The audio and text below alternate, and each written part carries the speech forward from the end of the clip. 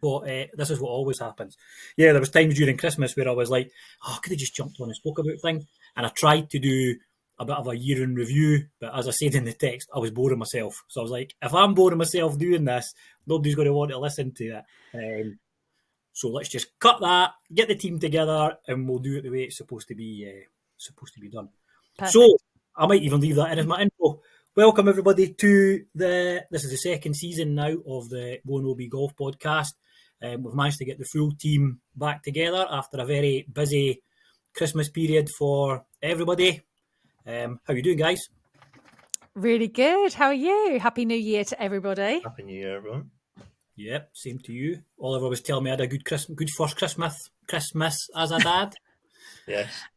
Was it good? Got them all dressed up as Santa.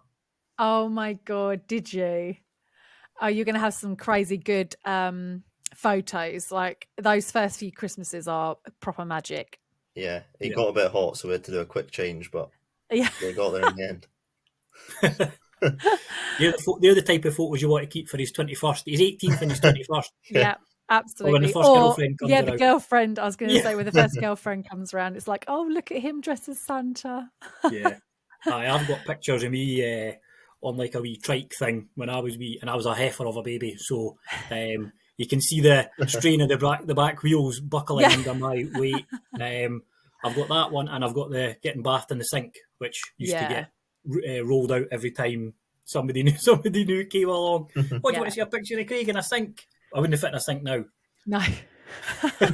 A trough, maybe. A trough, maybe, yeah. Hey, I'm not that big. I've lost some substantial weight in the last couple of years. Look, I'm only saying trough because we're adults. I mean, Christ, none of us would fit in a sink. Yeah, well, I'm going to try and film that later on today just to prove that it is possible. Keep the clothes on. Stand in one. Stand in one. How was your Christmas, Danni? It was absolutely jam-packed. We did like Christmas lights. We got together some friends that haven't got children. So Christmas lights, family. And it's just always so busy. It's one of my favourite times of the year. Not only do I like it like really crisp. I mean, don't get me wrong. It was super dull and the weather was just like relentless. It just felt really, really dull. But I do quite like the winters. I love open fires. So yeah, it was lovely. It was really, really good. Round at my mum's. Kids had a great time. Friends had a great time. New Year's Eve was good. So, no complaints really. Looking forward to getting back to a bit of normality though. A little bit more routine. Kids going back and having a bit more sort of purpose for their days and stuff like that. But no, I love having time off with the kids. I really do love it. Yeah, it's difficult. And I think with Christmas and New Year both being in that kind of midweek one, you're a bit like, what day of the week is this? Yeah. Somebody tells you it's a Saturday and you're like, oh, right, okay. I know. It's exactly that. It really does feel like that. What's the weather like down with you just now then? We had snow last night. We actually, it looked like we were going to have like a huge dump of snow, but it literally settled and laid at like 11:30 at night. And we just said to the kids, do you want to go out in it right now? Like, if you want to go out in it right now, this is your time to enjoy it because I think it's going to start raining and it might not be there in the morning. And I'm so pleased we did because we went out. The dogs had an absolutely crazy sort of like 15, 20 minutes in the snow at like 11:30 at night. And then they woke up and it was all gone. So we were like, oh my God, just think our neighbours with the young kids opposite, they would have gone to bed and it wasn't snowing, and they would have woken up, it wasn't snowing. They wouldn't know that we had like an inch probably late. It was like a proper lovely dusting. So that was really nice. So and today's been just drizzle, just grey and drizzle. It's absolutely horrible. Yeah, we were just talking about that before we started, Oliver. It is obviously snowing up here, and my village is like a microclimate. All by itself. So you come along kind of the main arterial route to get in it, you take a left turn and it's like you've gone through the wardrobe in Narnia. Oh my God. It's properly thick. Really? My putting green out the back, you can't get anywhere near it. It's a good couple of inches worth of snow underneath. And like temperature, what are we talking? Oh, it's like -2. Oh. Yeah. So that's the issue. It gets snowy and then that kind of wet way. Then we had a couple of days last week where it was like 10 degrees. Yeah. So because there was still snow on the ground, it started to kind of melt a bit, and then it got a really cold snap again. So then that freezes and you get more snow on the top. Yeah. Check me sounding like an old man, complaining about all this, this extra snow. I was still the first one out there. We were the first one up on the wee hill the other week to try and go. Oh, really? Sledging. Oh yeah, I love it. I love it. It doesn't bother me. This doesn't bother me the snow. If I don't have to go anywhere. That's right. Yeah. I like the snow as well. In fact, I like snow to arrive on a Friday night and to be gone by Monday morning. Yes, so you don't have to actually deal with it. That's ideal. If that's not being like really like dramatic or anything, I like it over the weekend to really enjoy it. But no, I like then just to go back. But if we were all prepared for it, I think snow's fantastic. I absolutely love like skiing holidays and things like that. So yeah, if we were prepared for it and had all of the stuff, we knew that it happened once a year, it would be brilliant. But it just doesn't. We haven't seen snow for like 3 years. Mm-hmm. So we do get most. Obviously, we're higher up than you, so we do get quite a bit every year, Oliver. But this is particularly bad just now when we're supposed to be. The next couple of days, I think you said, Oliver. Yeah, next couple of days. I don't think it's continuous, but we'll certainly have some off and on. So we'll not be golfing very much, I don't think. No. Which is a bit of a sad state of affairs for everybody who gets new golf clubs over Christmas. Yeah. I was just kind of finding a bit of form. I did actually play a couple of times before Christmas. With my wee half set of clubs that have started as a winter project, but might actually find its way into my golf psyche for the year. Really?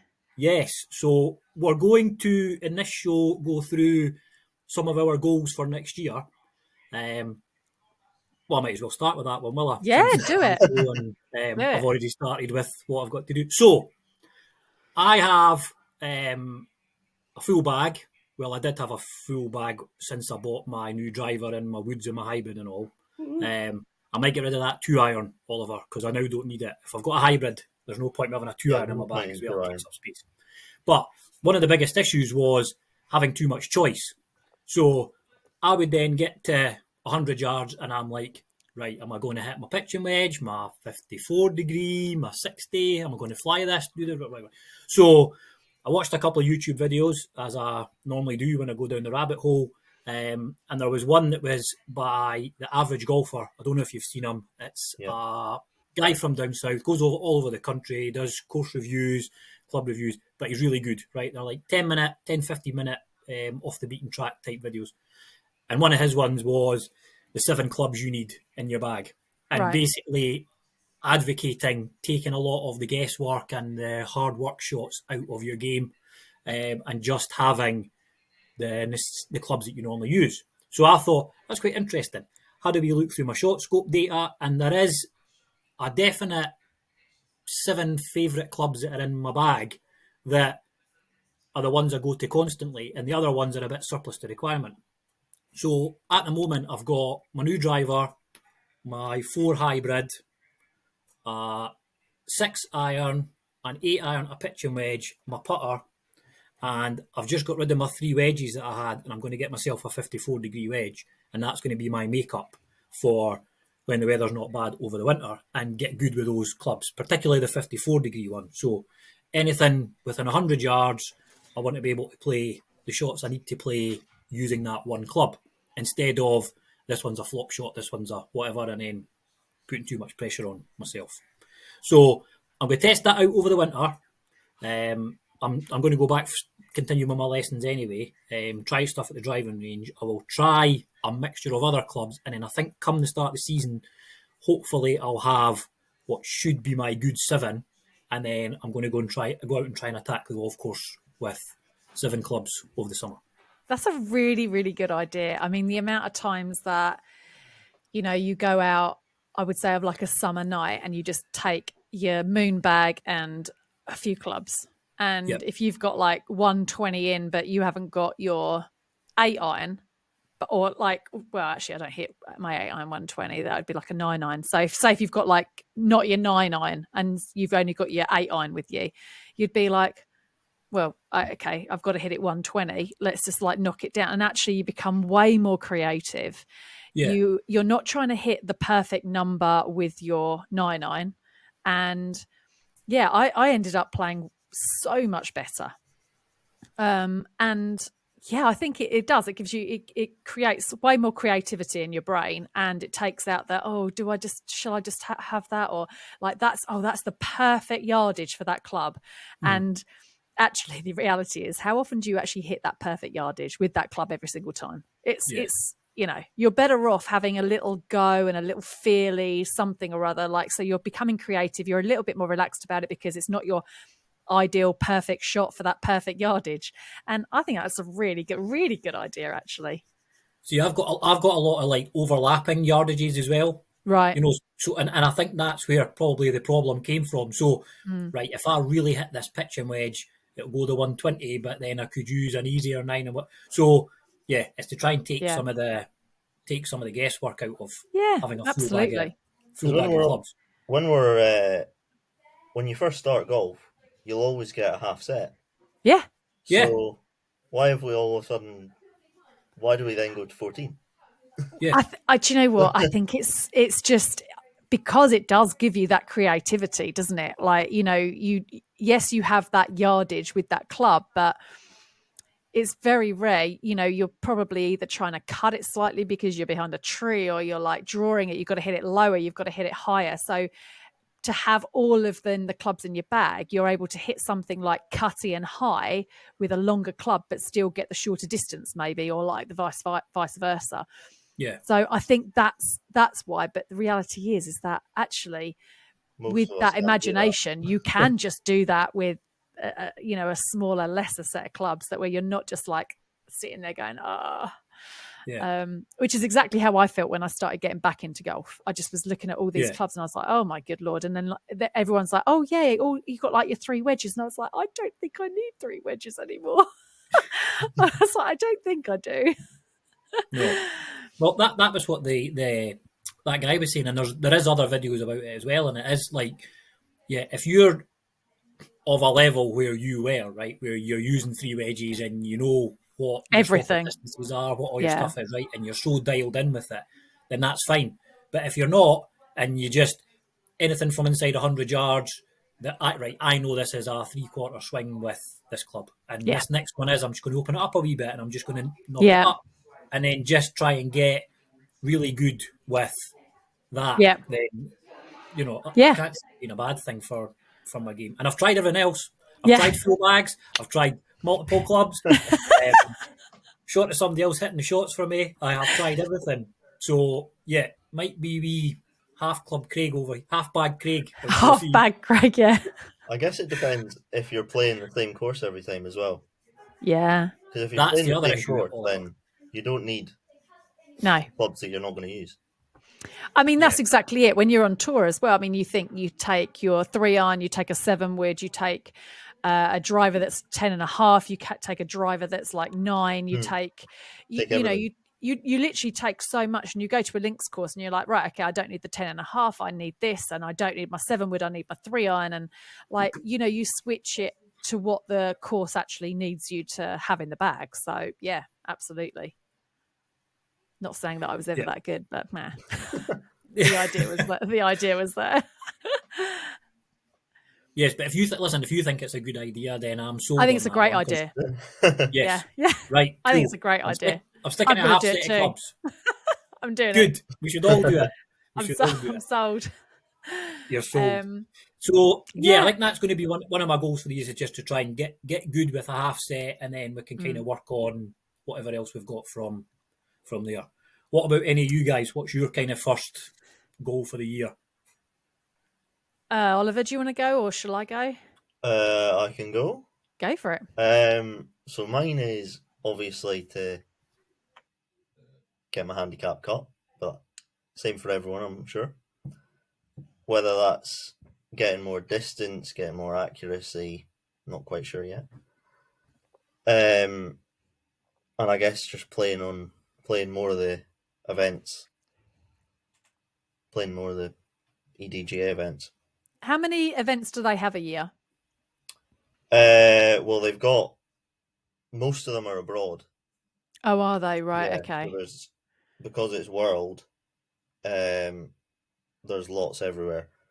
And then there's only actually one in Scotland. Right, okay. How many are in England? Well, you've got that one in Coventry, haven't you? Yeah, that So one in Coventry. Johnny Ray Classic. Yeah. And then there's a lot of ones in England, but they're for the tour level. Right, okay. But there is more in England than Scotland. Yeah. Bigger country, you know. But yeah, it's such a tough one, isn't it? It's like, yeah. I mean, at the end of the day, like you say, just try and get to, even if it's you're not playing the event, just playing and being competitive with your rounds of golf, and playing with other people that are gonna obviously encourage the good play is key. And as well, trying to build up that pressure that you'll feel when are you playing in the one in Scotland? Will you get a spot into that? Yeah. So what you want to, I mean, you know, this is like sucking eggs, no doubt, but every time that you're going out and playing, you want to create that pressure that you feel like you might be feeling at the tournament, so that when you turn up to the tournament, it's a round of golf and you can just crack on with it, you know, and take that pressure of, I've only got this one tournament to play in this year, or I've only got this. It's just another round of golf. And yes, it's important and things like that, but creating pressure. I mean, I think that's what Tiger did, didn't he? He created pressure situations in his practice routines, so that when he actually played, he was just like, "Wow, this isn't even as much pressure as I put on myself in practice." So, and that I think that would be a massive advantage if you can try and do that for yourself. So would you say that playing with better people gets you better? Oh yeah, 100%. I very, very rarely played, and this is because of the circle that I was in.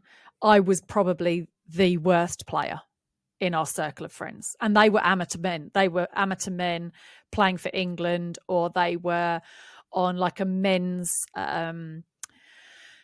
like a smaller men's tour. Yeah, they all played. I think the worst amateur player played off like +5.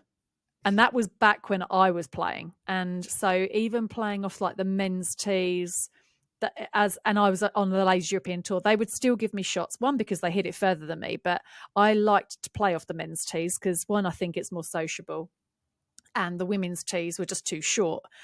But that meant that they were just having wedge in, and I'm hitting sometimes like a 7-iron. And that's really, there's such a huge gap there. But I think playing with good players, and for me, playing with men, it makes me swing it harder, try and hit it harder.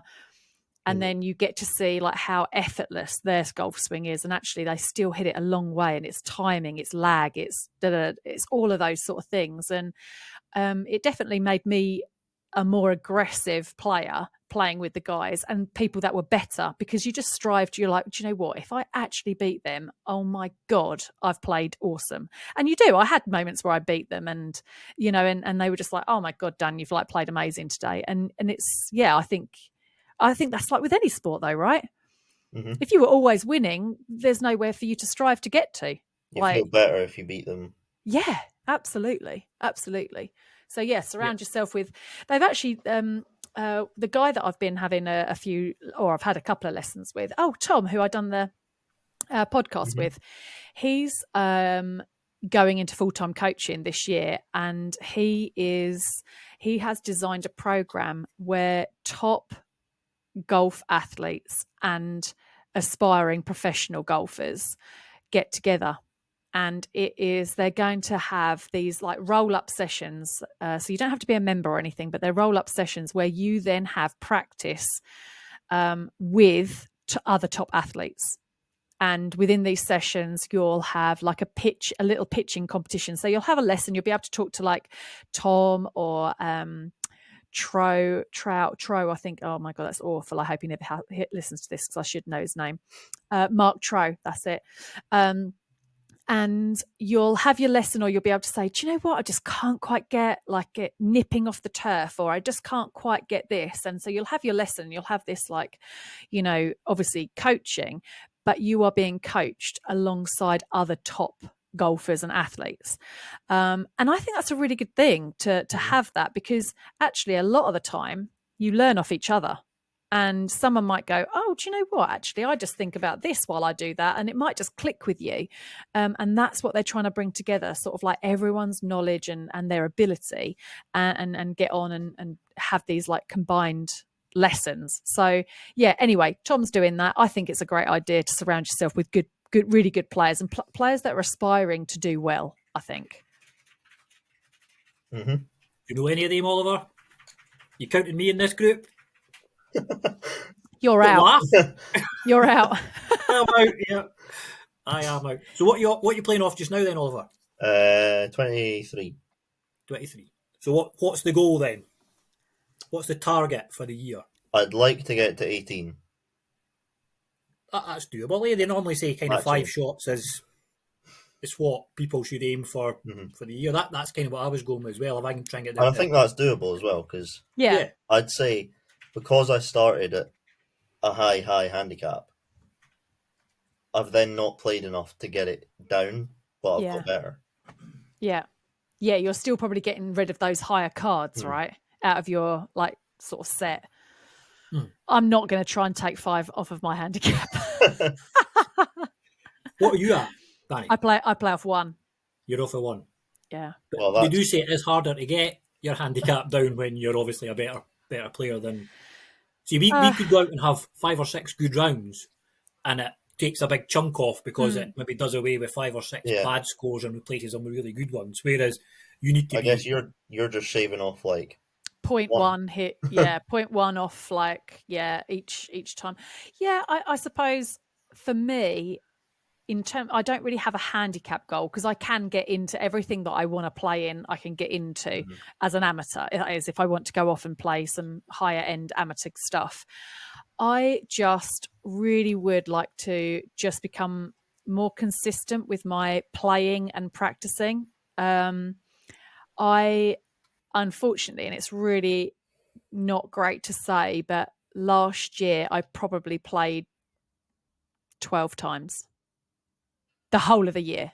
And when you think that I've played the Kent champs, the Southeast champs, which was 36-36, that's 4 rounds straight off in 2 competitions that was done on one day. And I've only then played like 8 rounds on top of that. I hardly played at all. I played well. I got my handicap cut last year. I actually played well. But I think the more time I have out of it, the more I think, oh my God, am I going to be okay when I go back? And then I end up having that like, oh my God, should I go back, or have I had my time? But yeah, I've already said I really want to just play way more consistently. And I just love being in the Kent squad. I love it. The girls are hilarious. I love the team camaraderie and stuff. And I don't want to lose my spot in that team, if you know what I mean. So for me, I just need to, once every couple of weeks, if I'm going to the range and do you know what? I'm going to do some drone work of me going around the golf course. I'm going to throw the drone up and get some drone shots and stuff like that. So you guys can just have that on the OB channel and stuff. Could be quite good footage.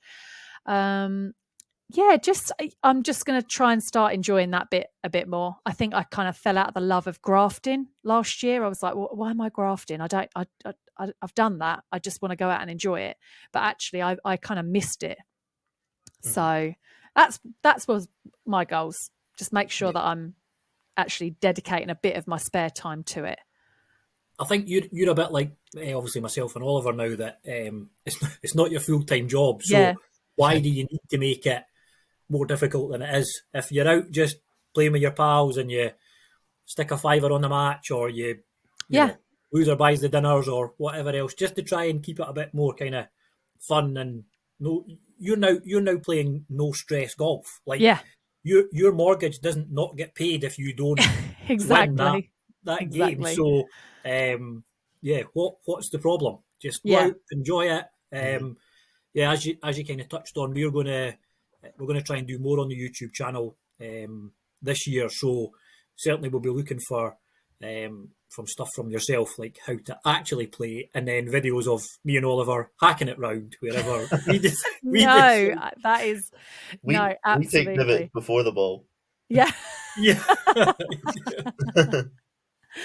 Yeah. No, I think it's good. I can't wait to see some of your footage actually of you guys at the range and having your lessons and the progression. And I mean, bearing in mind, I mean, you just said about your scope, like your results. What was it called? Did you call it a scope?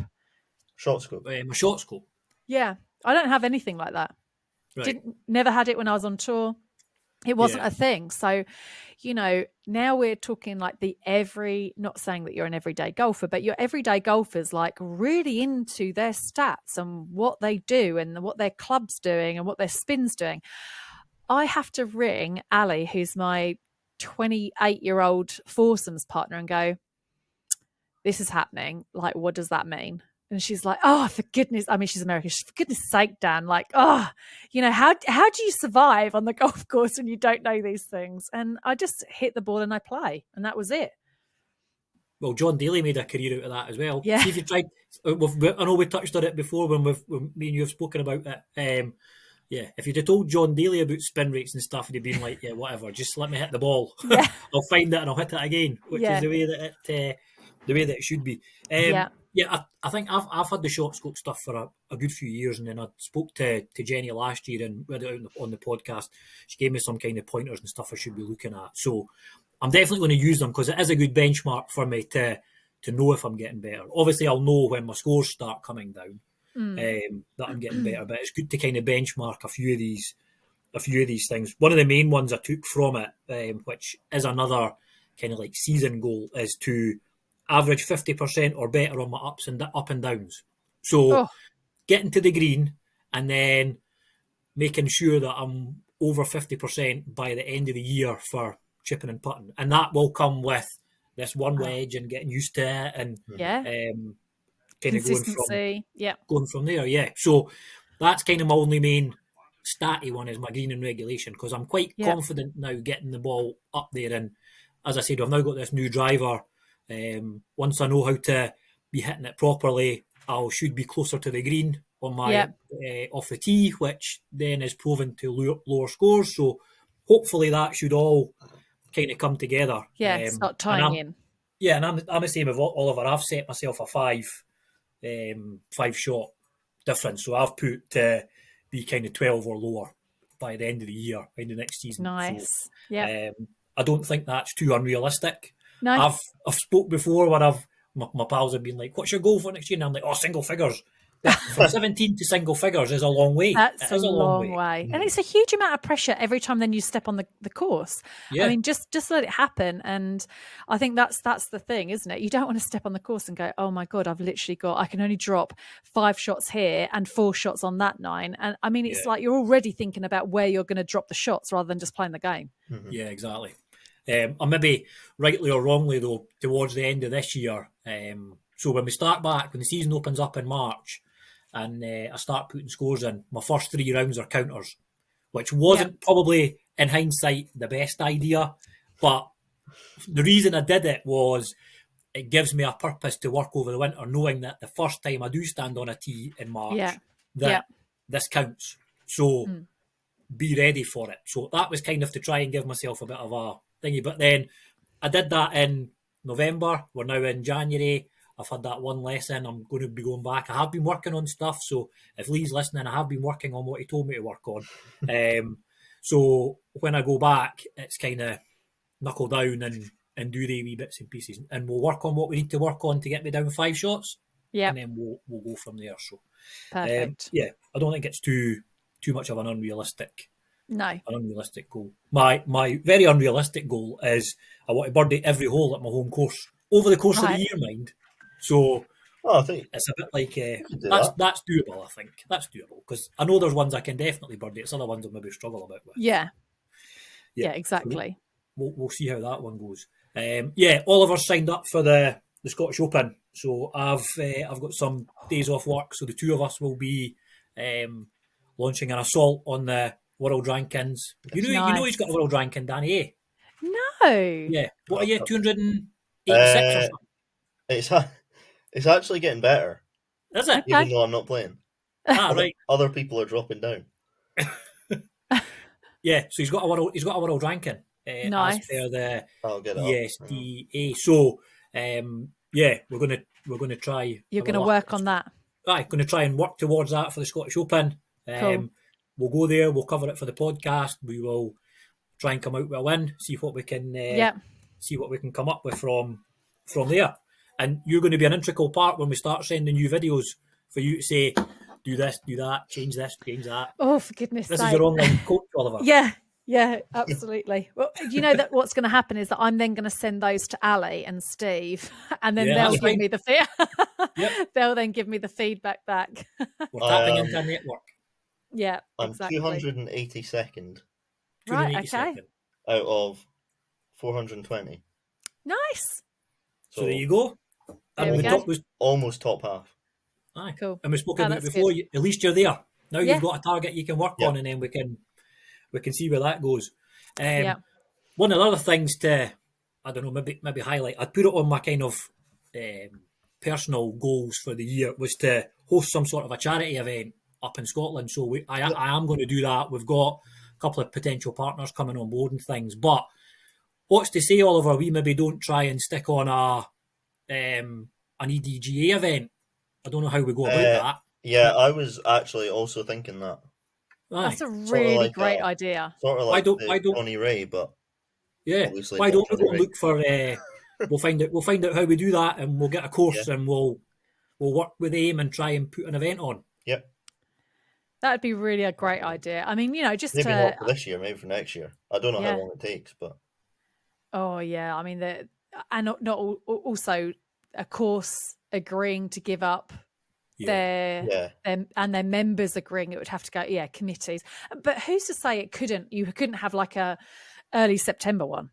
Yeah there's no that could be organized in that time, I'm pretty sure. But the EDGA ones, I mean, some of them are just 2-day things, so it's not like but Oliver, they're big down in Kent, we've got Kent golf clubs that will not give up their golf course for the Kent Ladies Championship. I know it's Kent Ladies, but we have to shove all of our matches into one day. Oh. And the men, they get 4 days. Let's not have that conversation, Danny. We're not going down that route. I wasn't trying to open up a... open that can of worms. But I think it's a great idea, and definitely, that would be, I would be flying up for that to support that no end. That'd be brilliant. Thing is, we can only ask the question, and we can.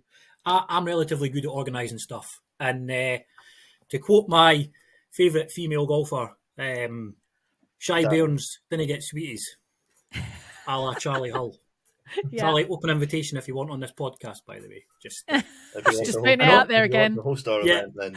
Well, I keep feeling that if I keep putting it out there, she might take me up on the offer. Yeah. So we will see. And I have put down as a bit of a golf 2025 bingo that she'll win a couple of LPGA events next year. She wasn't far away last year. I have got a few of my golf predictions here. Right. On you go. You go first. Okay, I'm going to go first. I would love to see a continuation of dominance by Scheffler, obviously. And I could see him winning countless times in 2025, which would be really cool. But as Can I jump in? Go for it, of course. I've gone for Scotty Scheffler will not win an event in 2025. Oh my God. How? Really? Well, let's see. I mean, look, we'll see. But my wild card, and I never know whether I'm saying this right, is Colin Morikawa. Yeah. He's been really super consistent. He made the same amount of cuts consistently as Tiger Woods. So I think that his consistency is obviously amazing. Like, I know in consecutive cuts, he was the number one. And I would just love to see his consistency lead to a couple more wins, and maybe I think he just looks like such a nice guy. So I'd really love to see him do better or win more next year. He's in the hunt this week, eh? No, is he? He's a shot behind Matsuyama to win the Century. No way. I don't follow. Flying. He's Oh, my 25 God. under and Matsuyama's 26 under. And they're out together. He had an Oh, 11 that's under round yesterday. Oh my God. See, look, I must have known, right? I must have known. That's really spooky. European tour wise, I'd love Fleetwood just to get some more wins under his belt. I absolutely love I think he's just such a great role model for golfers in general. Great family man. You know, I just really, really like him. Hull and Hall. Not only do I absolutely love their friendship, and I feel like they're really relatable for girl golfers, like young female golfers. They grew up through like the England squads together, but I just think that they're both awesome players. They've right at the top of their game, and I would just love to see them dominate more on the LPGA and just get some wins between them. I don't really care which one. I mean, I love both of them, but obviously Hull is hilarious and she's brilliant, and I do really like her. Just either of those I'd be super happy with. Ladies European Tour for me, I would love to see some of like my older friends. I'd love Lydia Hall to do some more. She's a Welsh player. And rookies, Mimi Rhodes, she got her card this year. She is from Bath, I think it is, in England, and I can't wait to see her actually compete on tour and do a full season, and I hope she does really well. So, I mean, I've got a few in there, but yeah, it's kind of exciting. I've never really had this conversation with people since I left golf, and now that I've made these sort of predictions, I know that I'm going to be looking more at, even though I bloody didn't know about Colin. So it's but that's really spooky. But yeah, so those are my sort of predictions for 2025. What about you, Oliver? What you got? I have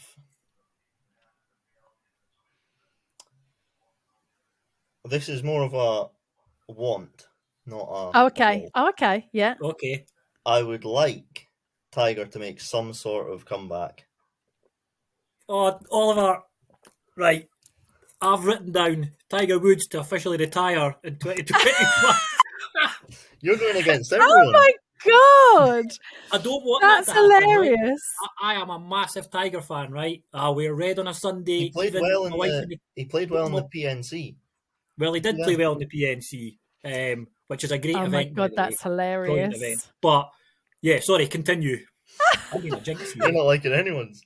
No. I think Rory will win the Race to Dubai again. For the seventh. Yeah. Yeah, seventh time. And I think Bryson will win a major. Yeah, I think so as well.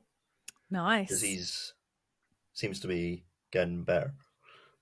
What do you think about the possibility of a live guy winning all the majors? Oh, I saw this. Was it you that had written in our group chat? Yeah. Yeah. I mean, do you know what? I looked at it as a quick bet potentially. Yeah.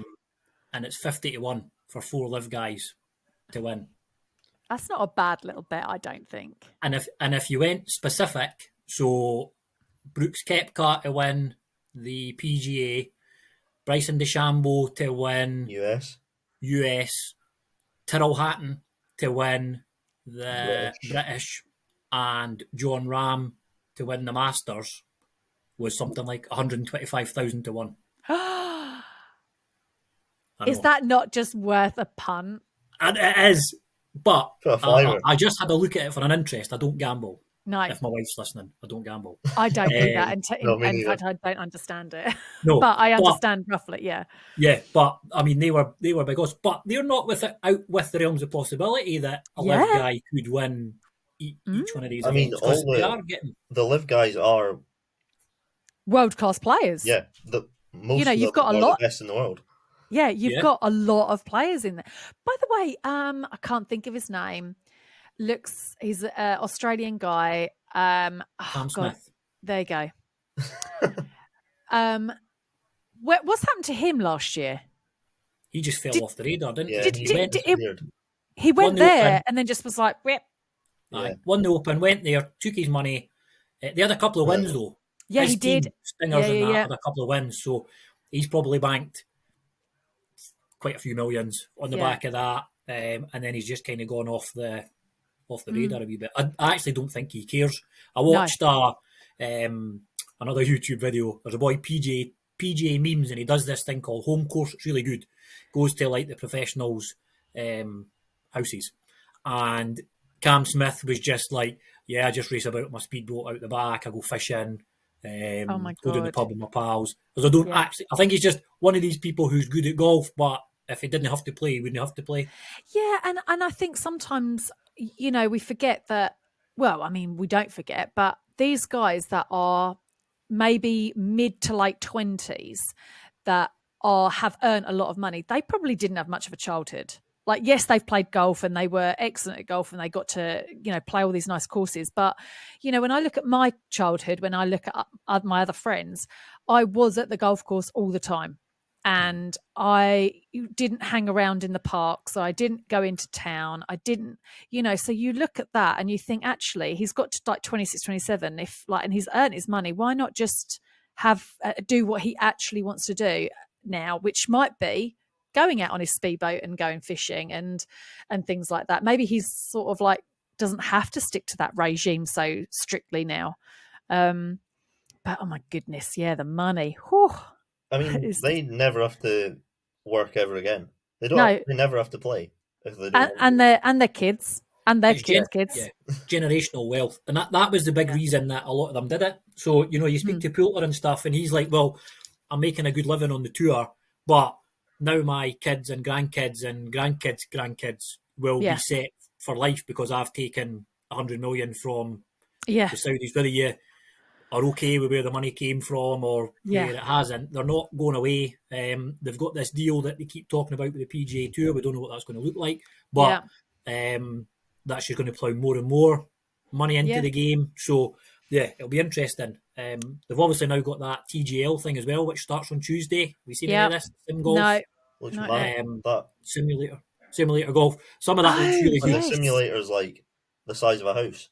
Yeah, it's massive. The screen's really big, and they've got like a rotating green, so it'll go the way it goes. But yeah, we can pick up and pick the bones out of if that's a good or a bad thing at a later date. So I'll just give you mine quickly then before we kind of sign off for today. So I've already ruined Scotty Scheffler no winning an event. Tiger Woods retiring. Tiger Woods retiring. Charlie Hull winning. And the one that I think a lot of people would like to see is Ricky Fowler wins a major this year. Oh, wouldn't that be fab? He's just one of the good guys, Ricky Fowler. Right? He's had, I'm not going to say he's had a hard time of it because he's a multi-millionaire. He's playing a sport that he loves as a job, good family. So I don't feel sorry for him. I just would like to see him get over that hump and get the major kind of monkey off his back. It's a bit like when Jason Day did it. Jason Day was always going to be this, always the bridesmaid, and then eventually won one. And then he's just another one that just plods along. That's what he's doing. But gets enough money. I'd like to see Ricky Fowler win one. And that's a really nice one. Yeah, I think 2025 is the year of Ricky. He needs to break out the orange again on a Sunday because that was, and I'm talking orange school, complete orange, head to toe, big stupid hat, grow his hair out. We need him back to old school Ricky Fowler. But that was kind of my predictions for. Has anyone seen? Craig might have. Have you seen the new driver lineups? I've seen some of them. Who have you seen? I've seen Callaway's ones. Yeah. This elite or whatever it's called. Yeah. Actually, I saw that as well. I saw the Callaway one. Yeah. So that's come out, and I've seen the TaylorMade one. Yeah. And Cobra just looks like another Dark Speed, is it not? Yeah, it wasn't a big Cobra. But have you seen the hosel has apparently it's got like 36 settings. What? On the Cobra one? Yeah. You're kidding? I've not seen that. You buy it with a card with a manual on how to use the. Oh my God, I'd be absolutely screwed. And that's too much, Danny. See, that feeds exactly back into. Now, see these ones. We can talk about this again on another equipment show. Yeah, right? once they're when we do equipment ones and once they're all out and stuff. But I have had fittings for drivers before, and it's then been set up for me, and I never touch it other than after that. So Yeah. why not just build a driver with a shaft that goes where it's supposed to, and then leave it as is? Why do you need to have the options of dialing it down Yeah. and cranking it up and all that? Well, Particularly I've for us. no idea. yeah, I mean, I think probably the pros can be like, it's really windy today, let's dial it down to a you don't 60-degree need driver you so don't that we need can penetrate 36 it. settings. No, that's But they've also 36 settings. they've That is also made this- crazy. they've made this hosel that it won't fit in any other Cobra driver. It will only fit in this thing. new one. That is crazy. Nah, they've made a mistake there, I think. My humble Yeah. opinion. That's what. Yeah. Rick Oh, said I as think well. it's too much. It's too They've much for signed your Max average. Homa, they've signed Max Homa, which is good, but they've made a mess of that. So no, I will not be. I will not be venturing. Well- I'm a QI10 man. Me. That's I'm a me. QI as well. Oh, I'm Sorry. ping The new for one. me. Thing for you. I don't even know Right. what ping I've got now. It'll The be new very pinion old. looks nice. New No, pinion looks good. Oh, does it? Yeah. Do you know what? I'll have to do a little walkthrough video of my bag, actually. Yeah, we'll all need to do that at And, the start of the. Yeah, That's we'll do fine. that. Yeah, we'll I'll get do them it. together and we'll get a wee video out and we'll get them on the YouTube channel. Yep. And we'll go from there. Fab. Well, listen, it was really good to see you all again. I'm glad you've all had a good Christmas and New Year. And this is us back to it. Yeah, brilliant. Domination I can't starts wait. now. World domination starts now, Oliver. Come on, Craig. World number 1 in a year. Oh my God. The ambition of it all. It's We've got oozing. Danny the coach, Craig the Yeah. caddy. There Yeah. you go, see? You are good to go. It's a Good to made go. team. Yeah. It's a made team. Right. Have a good week, guys. We'll catch up too. next week, all right? Yeah. Yeah, thanks for the chat. Cheers. Cheers.